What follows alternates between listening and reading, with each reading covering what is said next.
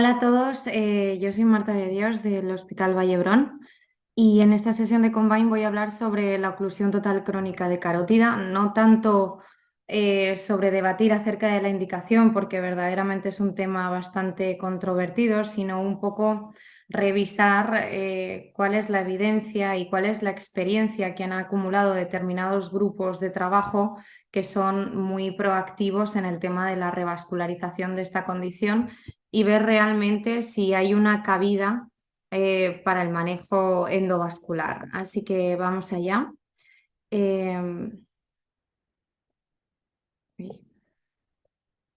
Como os decía, la oclusión total crónica de la carótida es un tema bastante controvertido por el hecho de que la evidencia científica con la que contamos al respecto de este tipo de condiciones es una evidencia científica de hace ya muchos años, de la década de los 90 y 2011.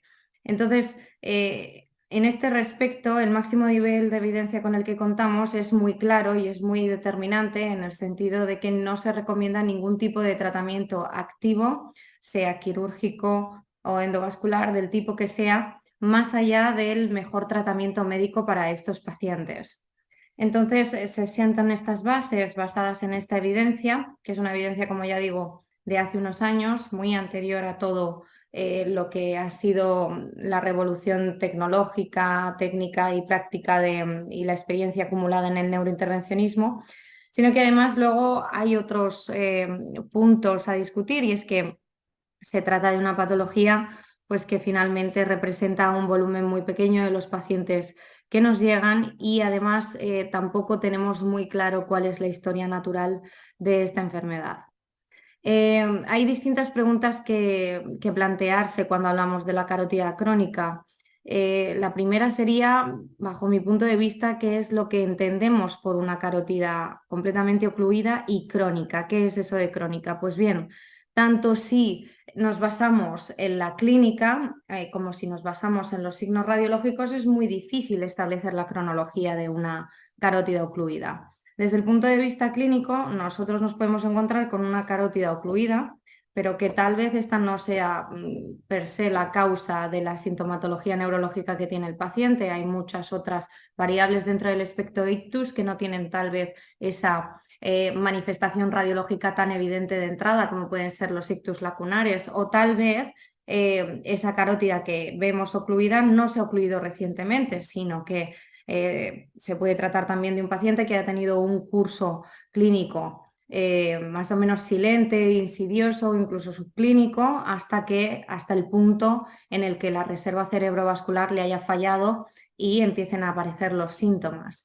Y luego, si nos basamos en signos radiológicos, pues es un poco lo mismo. Las pruebas radiológicas que tenemos lo que confirman es que hay una oclusión de un vaso, pero la cronología no está clara. Es cierto que hay algunos estudios del ámbito de la radiología diagnóstica que han intentado definir, identificar algún tipo de signo radiológico que se asocie más a una oclusión aguda de carótida. En este estudio que veis en la derecha, describen el signo del anillo carotidio como un anillo de hiperrealce con un centro hipodenso del vaso y este anillo de hiperrealce se atribuye a la ingurgitación de los vasa vasorum en un contexto de oclusión aguda de carótida. Sí que ven en este estudio cierta tendencia a que se cumpla que las carótidas que presentan este signo sean más agudas, pero lo cierto es que es a expensa de una tasa de falsos positivos muy elevada porque este anillo de hiperrealce pues muchas veces se camufla o se ve eclipsado por la presencia de calcificaciones, que es algo bastante habitual en este contexto. Por tanto, ¿cómo se define la cronicidad? Pues al final todos los equipos que son más pro-revascularización simplemente establecen de una manera arbitraria la longevidad que tiene esa carótida ocluida. Encontraremos estudios en los que como mínimo tienen que haber pasado 4 semanas desde el diagnóstico hasta el tratamiento, otros que lo extienden a 6 meses desde el diagnóstico al tratamiento. Y lo único es que sí, en la literatura cardiológica, para definir a una coronaria completamente ocluida como crónica, hay un límite mucho más consensuado y homogéneo de 3 meses desde el diagnóstico al tratamiento. Y el tema de establecer la cronicidad es algo que va más allá de lo meramente descriptivo, porque hablamos de una definición que buscan fundamentalmente los grupos de trabajo que son revascularizadores. Para ellos es una información muy importante de cara al manejo de este tipo de patología, porque si sabemos cuánto tiempo tiene, qué edad tiene esa oclusión, pues sabrán calcular mejor el beneficio y riesgo de la revascularización, un poco llegar a puntos en común sobre cuál es la estrategia desde el punto de vista técnico mejor, qué tipo de materiales es mejor que empleen, etcétera. Con lo cual es una información valiosa, una información que puede jugar un papel en que la revascularización sea exitosa. La segunda pregunta realmente sería ¿qué es lo que ocurre si no las tratamos? Como ya decía antes, la historia clínica, la historia natural de esta patología no está muy bien definida y a grandes rasgos se pueden clasificar los pacientes en dos grupos. Los pacientes que tienen unos buenos circuitos de compensación y una buena colateralidad en los que la reserva cerebrovascular por lo menos está funcionante o no ha mostrado desde el punto de vista clínico un deterioro, que serán generalmente pacientes en los que se produzcan pocos o síntomas leves una vez instaurado el tratamiento médico. En este grupo de pacientes hay publicaciones que publican una tasa de recurrencia de ictus de entre el 2 al 10% anual. En la otra banda tendríamos pacientes en los que los circuitos de compensación y la colateralidad no son tan buenos o han claudicado a lo largo del tiempo. Serán pacientes en los que en un mayor o menor grado tengan un daño o tengan afectada la reserva cerebrovascular y en estos sí el riesgo de desarrollar un nuevo AIT o un nuevo ictus asciende hasta el 30% según algunas publicaciones. No solamente eso, sino que hay publicaciones en las que a este tipo de pacientes se les atribuye un teórico mayor riesgo de micro y de macroembolización por el hecho de que la hemodinámica es más cambiante y es una oclusión en la que los circuitos de colateralidad están fallando y por tanto los cambios de tensión, etcétera, pueden favorecer que tengan más riesgos de macro o microembolismos. Van a ser pacientes que finalmente, si tienen la reserva cerebrovascular dañada y mala colateralidad, pues lo típico es que crónicamente estén desarrollando infartos en territorio frontera y hay estudios que reportan hasta unas tasas de demencia vascular en este tipo de pacientes tan altas como del 70% de riesgo de poder desarrollarlas. Y luego también, en cuanto a la historia natural, hay grupos de trabajo que han observado la evolución de estos pacientes y en estos pacientes lo que han visto es que las tasas de recanalización espontánea a lo largo del tiempo pueden llegar al 10%, siempre dejando de base una estenosis crítica residual en todos los casos de esta serie de aquí. ¿Y qué es lo que ocurre si las tratamos? Pues, como ya digo, en la década de los 90 se publican estos 3 trials y concluyen que los pacientes con una oclusión total crónica o con una near occlusion no obtenían un beneficio claro de la terapia revascularizadora con endarterectomía. Posteriormente, en 2011, se publica el COS. Este trial es un trial que incluye 2 brazos de tratamiento. Uno es el mejor tratamiento médico y el otro es un bypass desde carótida externa a cerebral media más el tratamiento médico. Y a pesar de que las cirugías se llevan a cabo en centros de alta experiencia, no hay problemas relacionados con la técnica quirúrgica ni con la permeabilidad de los bypasses, ni mucho menos, pero sorpresivamente lo que se encuentran es que el bypass no ofrece ningún beneficio de cara a reducir la recurrencia de ictus a los 2 años. Y lo que sí que se encuentran es que hay una tasa de recurrencia de ictus mucho mejor de la esperada en aquellos pacientes en los que solamente se tratan con fármacos. Con todo esto, pues las líneas europeas recogen la evidencia disponible, que es del máximo nivel, esta que os muestro aquí, y lo que recomiendan es que para las oclusiones completas o para las near occlusion, lo que se administre sea el mejor tratamiento médico, clase, nivel de evidencia 1A. Pero claro, un poco reflexionando acerca de esto, lo cierto es que en las guías se plantea el mismo tratamiento, un mismo tratamiento homogéneo, que es el Best Medical Treatment, a un grupo muy heterogéneo de pacientes y de condiciones, porque los ensayos clínicos incluyen pacientes con diagnósticos de terminologías muy distintas.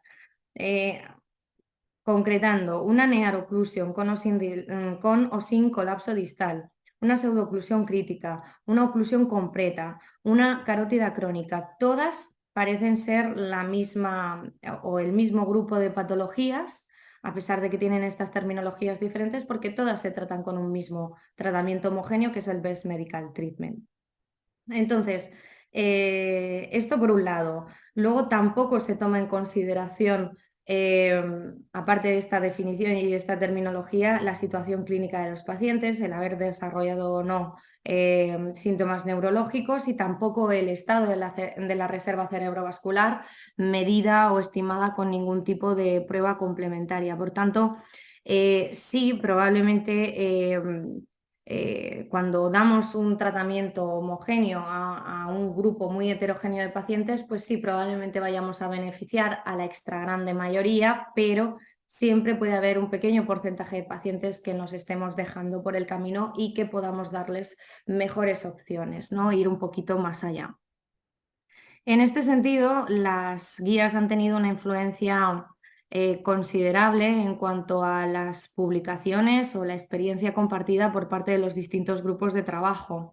Hay muy pocas publicaciones que vengan de Occidente, mientras que hay muchas más publicaciones en este sentido, publicaciones pro-revascularizadoras o publicaciones que buscan nichos de actuación para el tratamiento activo de este tipo de patología, que proceden de Oriente, fundamentalmente de Asia, pues bueno, también probablemente porque el influjo de estas guías en ellos puede ser menor, y también porque la prevalencia de esta condición, así como de la aterosclerosis en general, es mucho más alta que en Occidente. En este sentido, me gustaría presentaros un metaanálisis que se publica con un estudio de Taiwán, 2 de Japón, 4 de China, solamente 1 de Estados Unidos y 1 de Francia. Es un metaanálisis que recoge al final estudios retrospectivos, series de casos, etcétera. Por lo tanto, no es de un nivel científico muy alto, pero lo que sí que hace es al menos establecer como criterio para poder incluirlos en el metaanálisis el que cumplan una serie de criterios muy estrictos y homogéneos entre ellos, que son, en cuanto a la selección de pacientes, incluyen únicamente pacientes en los que a todos ellos se haya realizado al menos un intento de recanalización endovascular. Pacientes que hayan tenido que hayan tenido clínica neurológica, AITs o stroke, o que al menos se les haya demostrado una reserva cerebrovascular afectada. En la mayoría de los casos esto lo hacen mediante estudios de perfusión y estudios SPECT, y con una duración mínima de un mes, que sería el límite para considerarlo crónica. Un mes desde el diagnóstico hasta el tratamiento. Entonces, este metaanálisis al final consigue reclutar de estos estudios 276 pacientes, y de estos 276 consiguen un éxito técnico en 185 de ellos, en el 67%. Las tasas de stroke perioperatorios son de 3,3% para el stroke, de 0,4% para el AIT. Las tasas de mortalidad periooperatorias son del 1,64 por 2 síndromes de hiperperfusión. Las tasas de stroke tardío, que es el seguimiento, si no recuerdo mal, dura hasta los 3 meses, son de 3,3, es de promedio 3 meses. Son para el stroke 3,3%, para el AIT 1,89%, y la mortalidad global es del 1,89%. Por tanto, son tasas de complicaciones relativamente, con respecto al resto de patología que tratamos, pues incluida la estenosis crítica de carótida, pues bastante dentro de los rangos, incluso por debajo, ¿no? 3 de estos estudios contaban con grupos de control que realmente no estaban entendidos como sí en los diseños del estudio, sino que interpretan grupos de control y hacen subanálisis con ellos en aquellos pacientes en los que no se pudo llevar a cabo técnicamente la recanalización de la arteria. Los 3 son de China. El estudio de Lee, en este estudio vieron que todos los accidentes cerebrovasculares ocurrían en aquellos pacientes en los que no se había podido llevar a cabo un stenting carotidio. En el estudio de Xia, además, ven que la tasa de ictus y de mortalidad es significativamente mayor en los pacientes que no se pueden recanalizar. Y interesantemente en el estudio de Fan ven una mejoría muy significativa en la función cognitiva a los 6 meses en aquellos pacientes que sí se han podido stentar y que sí se han podido recanalizar.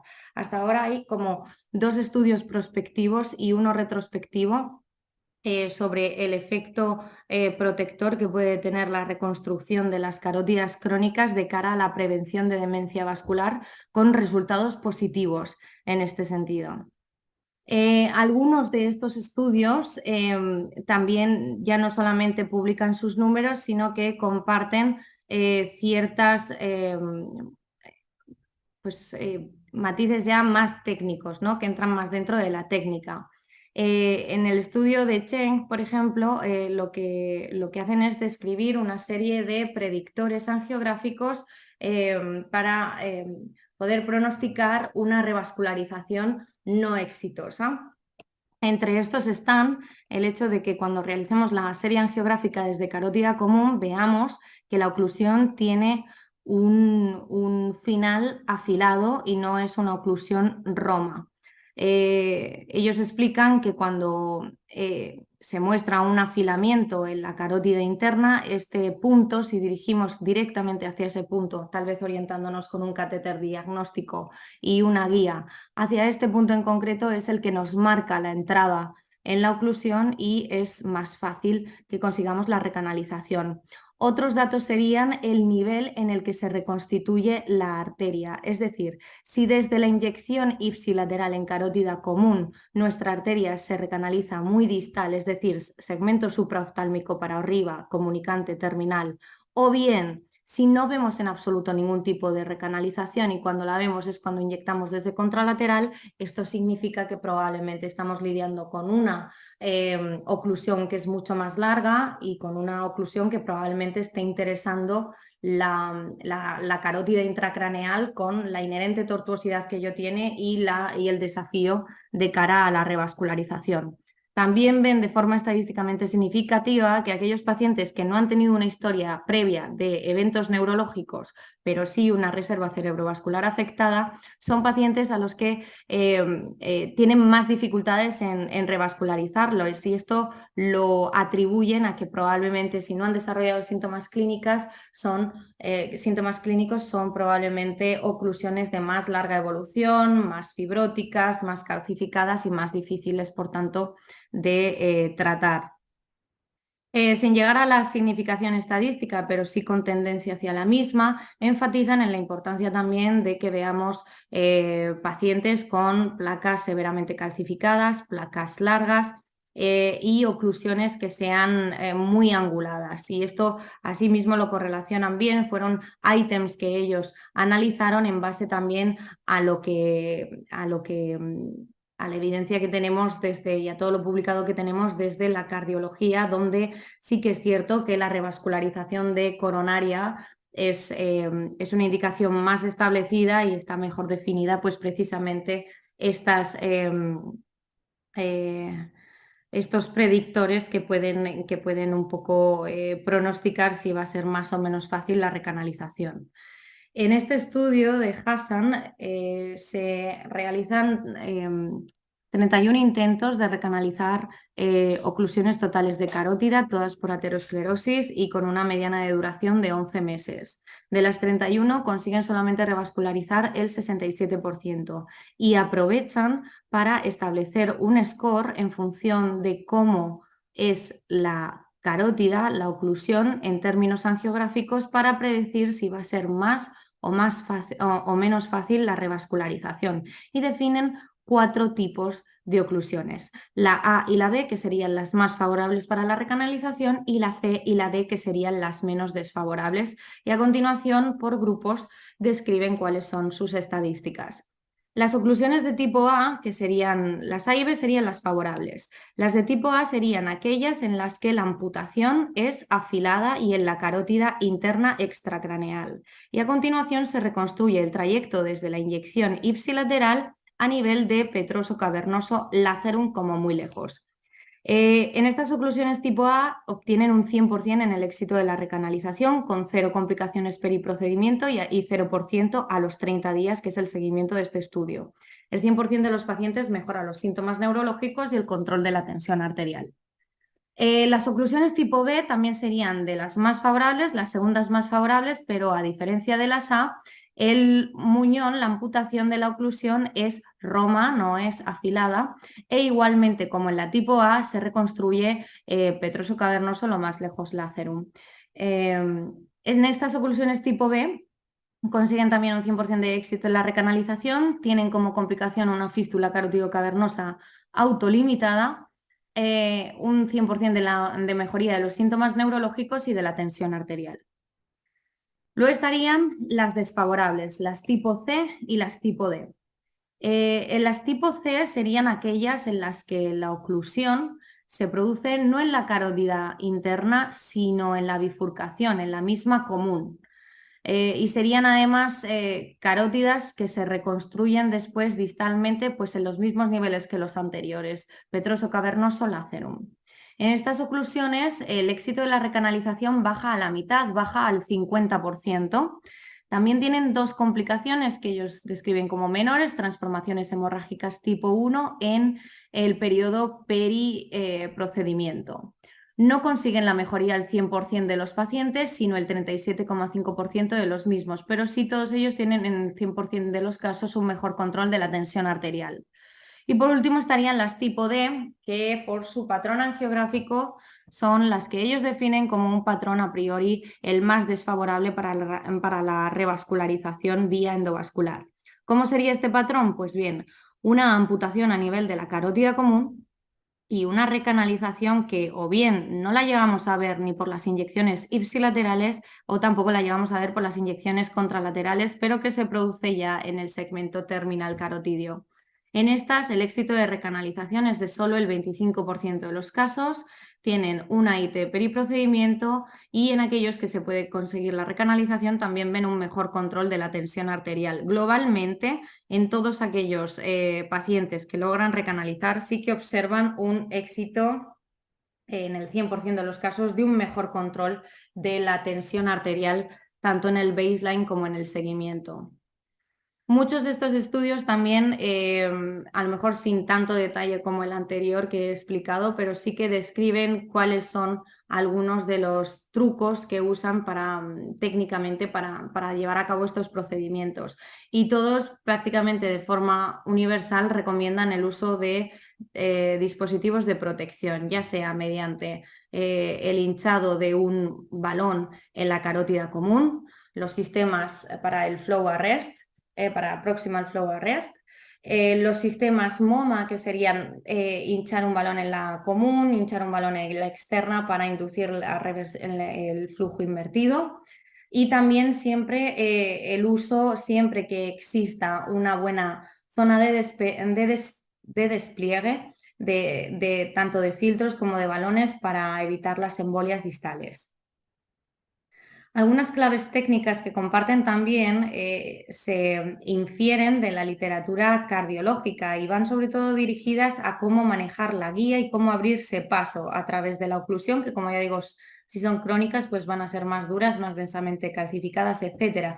Pero hay una histología detrás que conociéndola pues se pueden desarrollar todas estas técnicas como han hecho los cardiólogos. Dentro de una oclusión completa de una coronaria existen microcanales endotelializados que discurren a través de la oclusión en longitudinal, de proximal a distal. Estos serán los canales a través de los que las guías que empleemos se podrán introducir para recuperar el paso. Pero hay que tener en cuenta que también hay otros tipos de canales que se llaman microcapilares, que son canales que discurren en el diámetro transversal, es decir, desde dentro hacia afuera para nutrir a las paredes del vaso y para conectarse con los vasovasorum. Estos microcapilares, cuando las guías entran y se van hacia afuera, generalmente son aparte de que no son los que sirven para recanalizar la oclusión, son los que más problemas van a dar porque existen y porque pueden propiciar que entremos en el espacio subintimal. En cuanto al abordaje, pues ahora mismo en cardio también se está haciendo abordaje retrógrado de estas cosas que ahora mismo no son planteables por nosotros, pero en cuanto a los abordajes acerógrados que hacen los cardiólogos, tienen distintas estrategias y van escalando en el nivel de agresividad. La primera sería el wire escalation, que sería el abordaje de primera línea. En primer lugar, utilizan guías que son hidrofílicas para buscar los microcanales y después, una vez que han encontrado el punto de entrada, suelen cambiar a guías que no sean tan hidrofílicas, guías que suelen tener incluso peso en la punta, a pesar de ser muy finitas, para aumentar la capacidad de penetración a través de el tejido central de la luz verdadera y también la navegación a través del espacio subintimal y toda esa tracción que se tiene que hacer.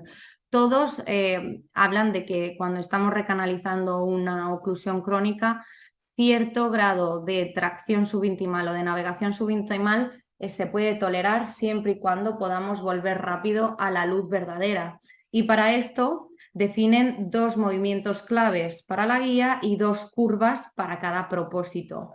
El movimiento del control drill sería realizar giros de 360 grados en la punta de la guía, intentando discurrir por estos microcanales, intentar avanzar progresivamente por dentro de la luz verdadera. Y luego estaría el movimiento de penetración, que sería un movimiento más seco, que es el que generalmente recomiendan cuando queremos volver del espacio subintimal a la luz verdadera. Para cada tipo de movimiento se recomienda una curva distinta. Para el movimiento de penetración sería más bien una curva, no, perdón, para el control drilling es preferible una curva más multipropósito y para reentrar a la luz verdadera desde el espacio subintimal, esos movimientos secos con una angulación más cerca de los 90 grados de la punta de la guía.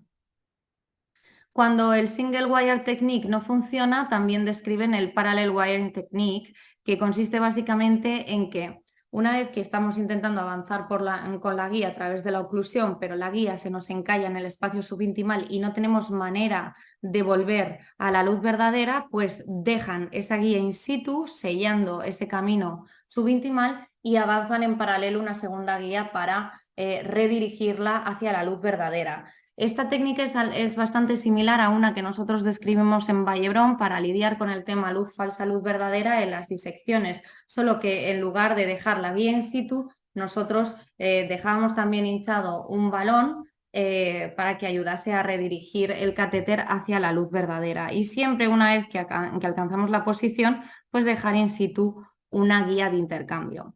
En cuanto a protocolos de antiagregación, anticoagulación, etcétera, pues como siempre, todo muy variado, todo lo que hace cada centro. Pero sí que es cierto que los grupos de trabajo que realizan estas intervenciones con antiagregantes administrados por vía endovenosa sí que recomiendan de forma muy encarecida que se respeten, pues lo de siempre, los tiempos de acción de cada fármaco. En el caso del Agrastat, del Tirofiban, unos 15-25 minutos para el bloqueo plaquetario completo, y en el caso pues aunque no he visto muchos estudios sobre con el Cangrelor, por no decir ninguno, no he visto ninguno que use Cangrelor, pues bueno, pues en el caso del Cangrelor sería también esperar al tiempo de acción, ¿no?, que está promediado en unos 5 o 10 minutos. Siguiendo con las claves técnicas, una vez que hemos conseguido atravesar y llegar a la luz verdadera, cambiar por una guía de intercambio, y en ese momento se avanza a un balón de angioplastia y se van realizando de arriba a abajo angioplastias seriadas. Insisten mucho también en el valor que tiene ver cuál es el patrón de hinchado angiográfico de los balones, porque dependiendo de la muestra o de lo horadado que quede el balón, pues podremos identificar también dónde existe una zona más fibrótica, dónde hay una zona que hay que insistir más o dónde está el problema realmente de la oclusión. Una vez realizadas las angioplastias seriadas, pues terminan de sellar con stents. He visto publicado tanto grupos que prefieren los stents laser cut como los que prefieren dual layer, como también, y en la mayoría, diría yo, los que prefieren balones, balón expansibles por esa mayor capacidad de apertura y de tracción contra una placa que probablemente es muy dura y de larga evolución. Este sería un esquema de cómo se van realizando las angioplastias seriadas hasta finalmente sellar todo el camino con los stents. Y no todo es la vía endovascular. Cada vez más hay publicaciones en las que se plantea como una opción para estos pacientes la técnica híbrida, endovascular y quirúrgica. En esta técnica híbrida lo que se hace es que primero se posiciona un catéter en la carótida común y a continuación se realiza un bypass desde común hasta carótida externa. Una vez realizado y permeable el bypass, se clampa la carótida común distal al bypass y la carótida externa proximal al bypass. Se realiza una sección en la zona de la placa, se extrae quirúrgicamente la placa y se sutura. Una vez hecho esto, se quitan los clampajes, se quita el bypass y con el catéter avanzamos y empieza la vía endovascular, se progresa distal a la localización de la placa, se empiezan a realizar las angioplastias seriadas y finalmente se estenta la carótida.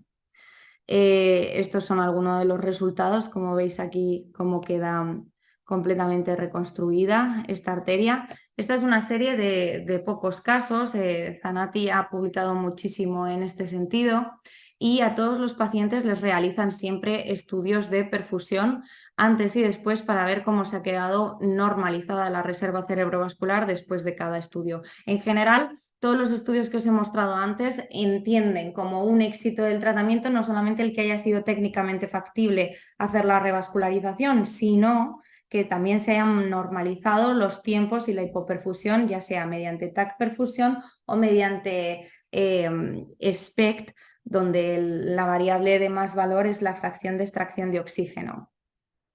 En esta publicación de Zanatti incluyen 37 revascularizaciones de carótida crónica, donde consiguen el éxito en 26 de 37 y hacen una revisión de todas las complicaciones que tienen. Sorpresivamente no tienen complicaciones mayores en cuanto a síntomas de la esfera neurológica, pero sí que insisten en que de manera contraria, como nos solemos encontrar en las estenosis críticas de carótida y así, porque en estos tratamientos es cierto que el tema de la bradicardia y de la sistolia preocupa, pero es algo que generalmente se puede controlar muy bien, pues ellos describen cómo tienen más dificultad a controlar los eventos de bradicardia y que hasta en 2 pacientes fueron muy sintomáticos, uno requiriendo un marcapasos, entonces se emiten también esta preocupación al respecto de que recanalizar estas carótidas no es lo mismo que recanalizar estenosis focales. Luego también este mismo grupo hace un metaanálisis, pero a diferencia del anterior, que solamente incluía estudios en los que investigaban la vía endovascular, aquí también incluyen estudios que con la técnica híbrida, quirúrgica y endovascular. En este metaanálisis se recogen al final un total de 333 pacientes, son 18 estudios y solamente 6 incluyen la técnica híbrida. En el global consiguen el éxito del tratamiento en el 70%, definido por una revascularización exitosa y por una recuperación de la simetría perfusional en ambos hemisferios. Tienen una tasa de complicaciones mayores del 3,9% y de complicaciones menores en el 2,4%. Y también lo que hacen es analizar la tasa de éxito y la tasa de complicaciones que consiguen según lo que estén tratando, sea una carotida tipo A, tipo B, tipo C o tipo D de la clasificación de Hassan. Es un metaanálisis conjunto entre los dos grupos. Y lo que ven es que el éxito de la recanalización para las tipo A y tipo B es del 95%, a expensas de una tasa de complicaciones no menor del 13,7%. Por otro lado, el éxito de recanalización para las oclusiones tipo C en la vía endovascular es del 45%. Sin embargo, cuando se aplica la técnica híbrida en estas mismas oclusiones tipo C, la tasa de éxito es mucho mayor. Y este patrón se repite a su vez en las complicaciones. Hay muchas más complicaciones en la vía endovascular que en la vía híbrida, al menos a la hora de revascularizar las oclusiones tipo C. Y luego, en las oclusiones tipo D, no incluyen casos de la vía endovascular, sino solamente casos de la vía híbrida, son las que incluyen en este estudio. Entonces, es decir, que esto significa que no hay casos de oclusiones tipo D tratadas por la vía endovascular porque no se pudieron tratar y no se pudieron recanalizar, no porque en los estudios que incluyeron no hubiese esta condición. Entonces, sí que consiguen, con la única técnica que consiguen revascularización de este tipo de oclusiones es con la técnica híbrida y consiguen una tasa de éxito del 30%, pero una tasa de complicaciones también del 30%. Es decir, que prácticamente todos los casos, eh, si lo equiparamos así de una manera como muy lineal, pues 30 de éxito, 30 de complicaciones, ¿no? Siguen siendo un patrón de oclusión pues muy desfavorable, parece, para cualquier tipo de recanalización endovascular o con la técnica híbrida. Luego, recientemente se ha publicado este paper en Francia, en las que también comparten su experiencia con las oclusiones completas de carótida. En este caso consiguen una tasa de revascularización incluso más altas que las de Asia, un 80%. Sí que cabe destacar que eran oclusiones o bien limitadas a la porción cervical de la carótida o bien que llegaban como mucho al segmento cavernoso. Y lo que ven es que en todos los pacientes consiguen normalizar los volúmenes de hipoperfusión vistos en los estudios previos al tratamiento y tienen una tasa de complicaciones relacionadas con el procedimiento sintomáticas del 30%, muy altas, para el tipo de oclusiones que tratan en comparación con lo que hemos visto en los estudios previos.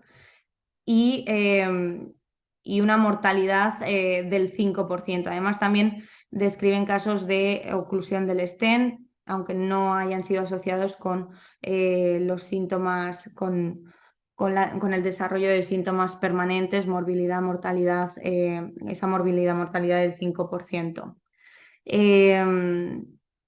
Por tanto, bueno, realmente dirimir si hay un espacio o no para este tipo de técnicas eh, es bastante difícil, ¿no? Ser categórico con la evidencia que tenemos, pero sí que hay que ser también consecuente con que la evidencia o posicionarnos en un no rotundo, a lo mejor hay un subgrupo de pacientes a los que podríamos estar perjudicando en este sentido, ¿no? Porque la evidencia tan rotunda con la que disponemos es una evidencia, como ya digo, de hace mucho tiempo, una evidencia en la que lo que no se recomienda es ningún tipo de tratamiento activo, pero sobre todo el quirúrgico. Es cierto que en aquella época el stent, si lo quirúrgico se posicionaba así como una opción, el stent todavía más abajo, pero son trials muy anteriores a todo lo que ha sido el neurointervencionismo posteriormente y toda la experiencia acumulada que hemos conseguido en el área del neurointervencionismo. Por tanto, posicionarnos en el sí o en el no rotundo probablemente no tenga sentido con la experiencia que tenemos, pero sí que es cierto que hay algunos indicios de que haya pacientes en los que, primero, si sabemos estudiar bien su patrón angiográfico, podremos evaluar mejor el beneficio-riesgo a la hora de tratarlos, y parece ser que también hay como ya digo, hay publicados dos prospectivos, un retrospectivo, de que esto tiene papeletas de poder prevenir a largo plazo el desarrollo de demencia vascular. A ver, tiene papeletas en el sentido de que es una hipótesis que se plantea, que se tiene que confirmar, pero que, bueno, sí que tiene cierta lógica pensar que evidentemente si una persona tiene una carótida ocluida, pues vaya a hacer infartos de repetición en territorio frontera y que esto vaya a acumular, a aumentar la carga lesional, ¿no? Y vaya a aumentar las probabilidades del desarrollo de una demencia. Por lo tanto, a lo mejor, según cómo evolucionemos, puede plantearse a futuro como una indicación o como una vía por la que ampliar la indicación de tratamiento. Y una vez más, eso, compartir la experiencia de la gente que sí que hace esto y que sí que le sale bien, era un poco la intención, y también el compartir técnicas nuevas como el abordaje híbrido, que se postulan como una opción, pues parece que con buen resultado, ¿no? Para este tipo de patología.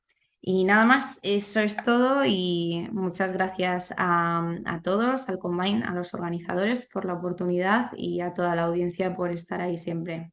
Hasta luego.